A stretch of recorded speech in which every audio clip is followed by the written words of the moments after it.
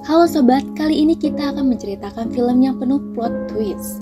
Film ini menceritakan seperti sindiran tajam tentang zaman era digital seperti sekarang, di mana keyboard bisa jadi senjata, tapi juga bisa dijadi kutukan.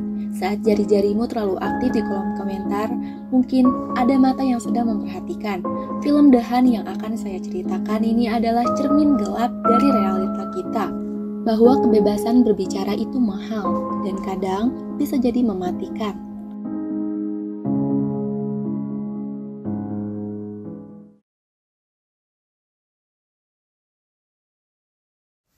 Film diawali wanita misterius berambut pendek yang sedang duduk bernama Athena, yang sembari membalas chatting dengan sekelompok eksekutif elit, yaitu seperti yang kalian lihat. Di grup tersebut, Martin, Ted, Richard, Liberty, Peter, Miranda, dan yang terakhir, Julius. Terlihat Athena mengirimi pesan yang berisi setidaknya perburuan akan segera dimulai. Tidak ada yang lebih baik dari pergi ke Manor dan membantai orang tercela. Karena dianggap pesan berbahaya, seorang yang bernama Liberty menyuruh untuk menghapus pesannya. Film beralih ke dalam perjalanan sebuah pesawat jet milik Athena yang membawa 12 orang tercela untuk dibantai. Terlihat seorang pria yang dikejutkan oleh pramugari yang menawarinya sebuah makanan. Lantas, pria tersebut mengatakan jika ia menginginkan sebuah minuman yang berumur sangat lama, sehingga cita rasanya semakin terasa dan ia bisa menikmatinya dengan tenang. Akhirnya, pramugari pun membawakan sebotol minuman.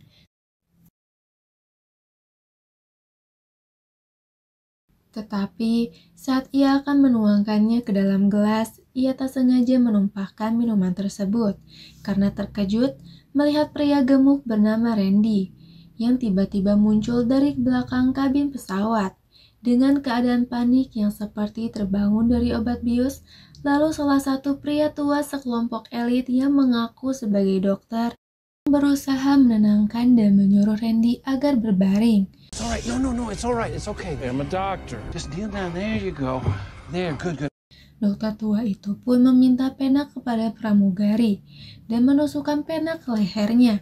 Seketika orang-orang tercela dan pramugari panik dan berteriak. Suara mereka ternyata mengusik istirahat seorang wanita misterius yang tentunya ia adalah Athena. Wanita itu pun terbangun menghampiri dan mengambil sepatu hak tingginya dengan menusukkan ke mata pria gendut tersebut.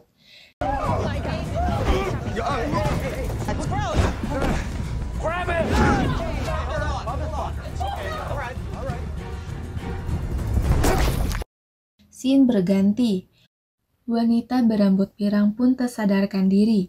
Ia berada di sebuah hutan atau ladang luas. Dengan mulut terbungkam kain besi, ia terlihat bingung dan panik. Ia pun melihat wanita berbaju oranye yang berusaha untuk melepaskan benda dari bungkaman mulutnya yang bernama kristal. Alih-alih, seorang pria berjalan kebingungan. Wanita berambut pirang pun mengikutinya. Beberapa dari mereka semua tidak saling mengenal satu sama lainnya. Dengan kebingungannya, apa yang akan mereka hadapi?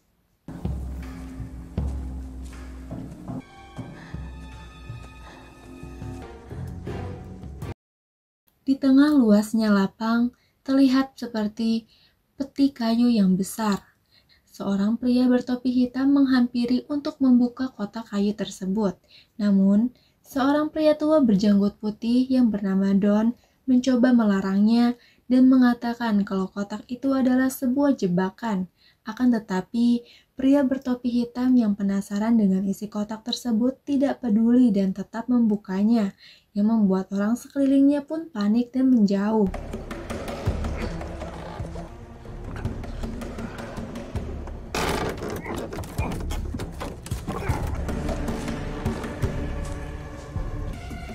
Ia pun berhasil membuka peti kayu yang isinya seekor babi yang memakai baju. Lalu pria bertopi hitam itu menarik rak yang berisi senjata peluru api, bahkan senjata lainnya. Mereka semua pun mengambil senjata dengan penuh kebingungan dan rasa ingin tahu. Wanita berambut pirang pun menemukan sebuah kunci untuk membuka benda bungkaman tersebut. Mereka pun saling membantu satu sama lain. Namun, saat mereka mulai mempersenjatai diri dengan harapan bisa melindungi diri, tembakan mulai menyerang mereka dari kejauhan. Ternyata mereka sudah masuk dalam zona pemburuan. Para elit yang menyelenggarakan perburuan ini sedang mengincar mereka dari jarak jauh, seperti menembak rusa liar. Seketika wanita berambut pirang tertembak tepat di kepalanya, membuatnya langsung tewas. Lalu pria tersebut sembunyi di balik peti. Terlihat pria yang membawa senjata 2 pistol itu berlari sambil membalas tembakan, namun tidak berhasil yang membuat dirinya tewas. Wanita bercelana jeans yang bersembunyi di dalam peti pun berlari, namun ia pun terjatuh. Pria tersebut pun menghampirinya. Ternyata wanita bercelana jeans tersebut terkena jebakan tajam yang menembus perutnya.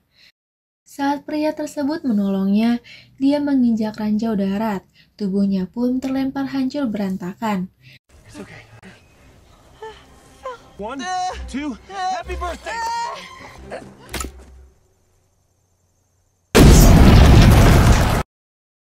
Dari banyaknya serangan, mereka berempat yang berhasil kabur pun bertemu di sebuah pagar. Salah satu pria di sana menyebutkan ini adalah ulah sekelompok elit. Di saat mereka memanjat, tiba-tiba panah pun berdatangan. Panah itu pun mengenai pria yang menggunakan topi dan menyuruh agar mereka pergi meninggalkan tempat tersebut. Dia pun terkena banyak panah dan dilemparkan granat hingga tewas di hutan.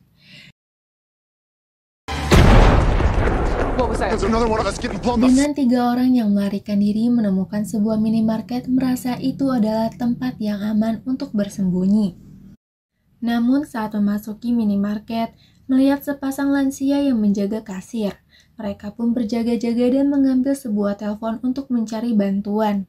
Dalam kegaduhan tersebut, salah satu dari mereka memakan kue yang berisi racun dan tewas.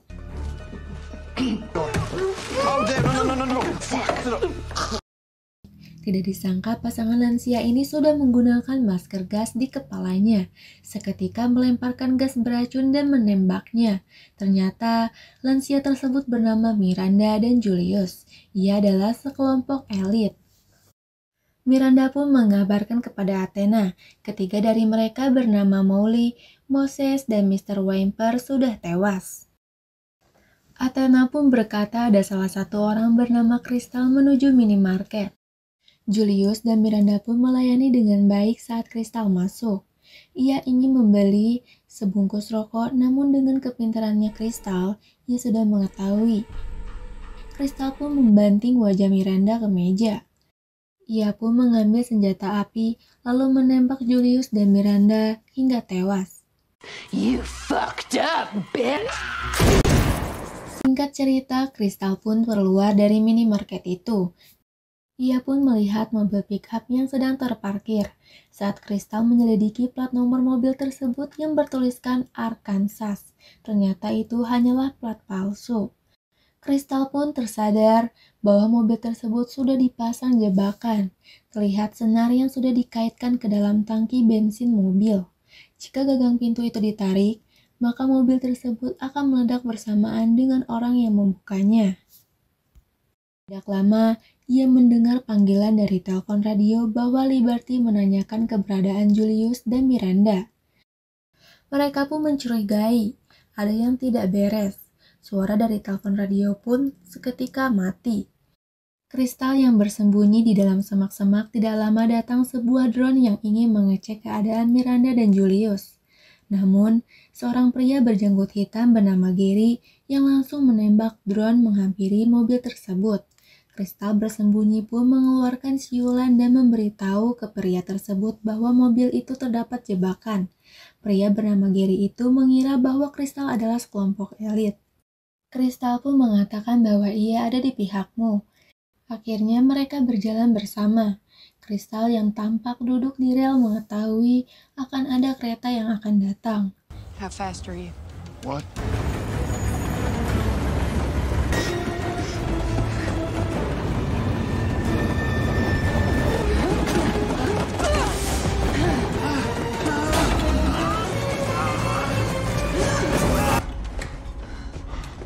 Sesampainya, ia bersiaga mengambil senjata yang mencurigai bahwa di kereta bukan hanya mereka berdua saja, tetapi ada yang lain juga. Ternyata benar, sekelompok orang yang entah dari mana bersembunyi di balik box kardus. Namun, Gary pun berkata, mereka itu palsu.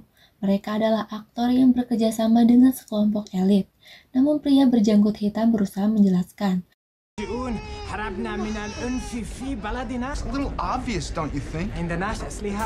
Saat Gary muak dengan pria berjanggut hitam itu, ia menodongkan senjatanya. Namun seketika kereta itu berhenti.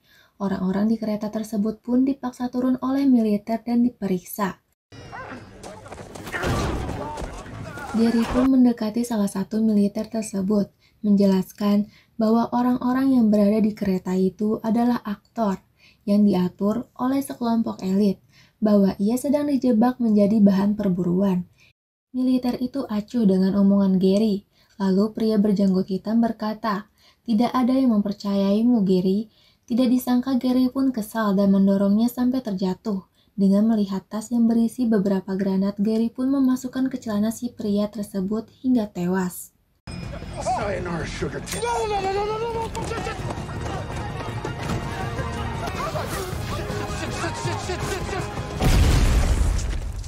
Scene berganti, mereka pun dibawa ke markas militer. Terlihat, Crystal pun diinterogasi oleh dua militer yang memperkenalkan namanya, yaitu Dino dan Bojan. Dengan menanyakan apa yang terjadi, Crystal menjelaskan dia tidak tahu apa yang terjadi, karena sebelum berada di tempat ini, ia sedang makan di daerah Mississippi, dan dibuat pingsan selama 18 jam. Crystal meminta kepada Dino untuk menghubungi kedutaan Amerika agar bisa menjemput dan menyelamatkannya. Di sini pun Crystal kaget saat Dino si militer itu berkata kepadanya, "Apakah Anda sedang diburu?" Tetapi kenapa Dino militer ini bisa tahu? Kemudian Dino si militer ini menyuruh bawahannya untuk membawa pria bernama Don, yang juga sudah mengaku kepada mereka kalau dirinya sedang diburu. Kemudian, Don bersama Crystal pun dipersilahkan makan di perkemahan tersebut. Tidak lama, Crystal melihat seorang pria gendut turun dari mobil. Don pun berkata bahwa ia keponakan Paman Sam, yang akan menolong mereka. Pria itu pun menghampiri Don dan Crystal. Singkat cerita, mereka pun akhirnya berada di dalam mobil keponakan Paman Sam, yang akan membawa mereka keluar dari tempat itu. Di tengah perjalanan, pria tersebut mengatakan kepada Don dan Crystal bahwa kejadian yang mereka alami ini adalah perbuatan dari para sekelompok elit yang ada di Amerika. Menyebutkan juga bahwa Crystal dan Don beserta orang-orang lainnya diburu karena alasan dendam pribadi. Tetapi Don menjawab kalau dirinya tidak merasa berbuat kesalahan kepada siapapun yang sampai menimbulkan dendam. Di sini Crystal mencurigai kepada pria yang disebut sebagai keponakan Paman Sam. Dia pun langsung menendangnya keluar dari mobil. Di sana Crystal juga mengambil alih mobil tersebut kemudian melindasnya sampai tewas. Don tampak kesal dengan sikapnya Crystal, karena menurutnya mereka telah ditolong oleh pria yang tewas itu. Tetapi Crystal malah membunuhnya dan ternyata kecurigaan Crystal benar setelah mengambil senjata dari tubuh pria tersebut. Ia pun membuka bagasi belakang, ternyata Gary ditemukan sudah tewas. Di sana, Crystal juga menemukan sebuah peta dan sejumlah uang berdasarkan petunjuk dari peta. Ia menyadari bahwa pria yang disebut oleh Don keponakan Paman Sam itu ternyata telah dibayar oleh sekelompok orang-orang elit untuk mengantar mereka. Tak lama, babi yang mengenakan baju itu pun muncul, yang membuat Crystal mempunyai rencana dan mengikuti arah peta yang ditunjukkan tadi. Scene berganti, sebuah ladang luas tempat orang tercela diburu. Ternyata mempunyai tempat persembunyian, yaitu grup sekelompok elit. Mereka tampak sedang mengawasi area tersebut. Diperlihatkan seorang pelatih yang bernama Dale itu pun baru saja datang. Martin yang asik bercanda gurau terdengar oleh Athena bahwa mereka terlalu berisik, dan wanita berambut keriting itu adalah Liberty, orang yang berada di chatting group di awal film. Tidak lama, Richard pun hendak pergi keluar untuk buang air kecil. Dikejutkan dengan melihat Don membawa seekor babi milik Liberty. Seketika Crystal pun dari belakang membunuh Richard sampai tewas. Sekelompok elit pun menyadari bahwa ada yang tidak beres di atap mereka. Ketika mereka bersiap senjata untuk berjaga, ternyata itu adalah seekor babi Liberty. Mereka yang kaget tidak sengaja menghabisi babi tersebut. Tidak lama, Crystal pun muncul dan menembak satu persatu dengan keterlatihannya bertarung, strategi, dan cara dia menganalisis situasi yang ternyata ia adalah mantan anggota militer yang bisa mengalahkan sekelompok elit.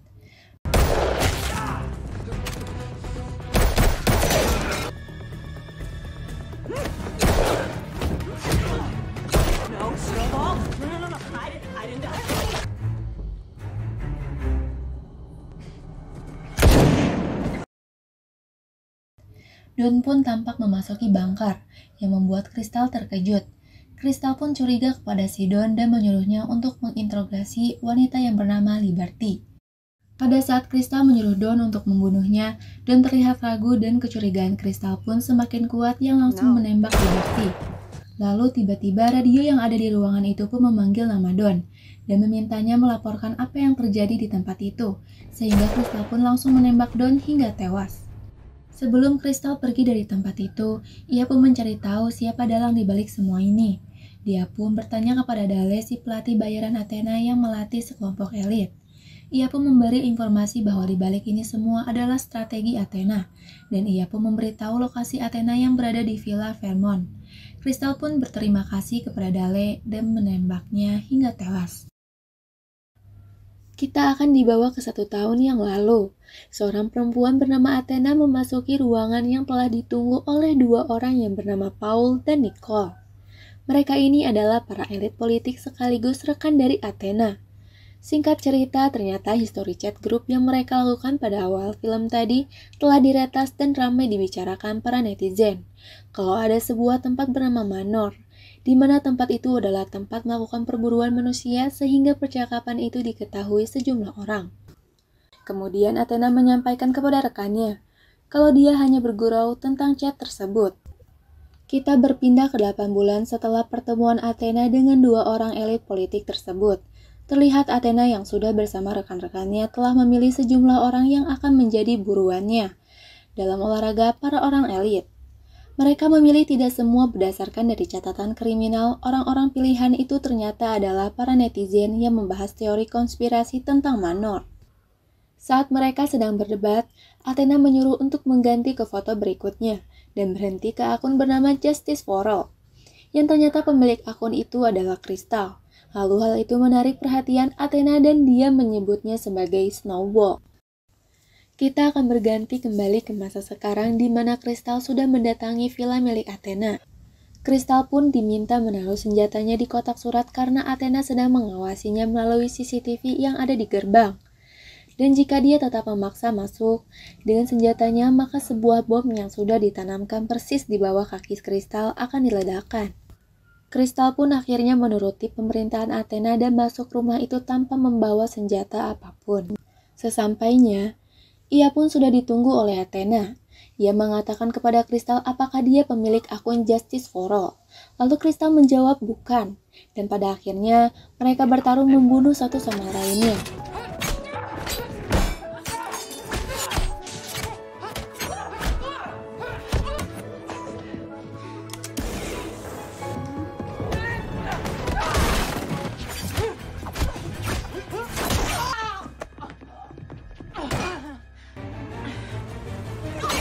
Crystal pun mendorong tubuh Athena dan pisau itu tertancap ke tubuh Athena. Di sini, Athena kembali bertanya untuk terakhir kalinya, apakah kau pemilik akun dari Justice for All yang asli? Tetapi, Crystal tetap meyakinkan bahwa dia bukan pemilik dari akun tersebut.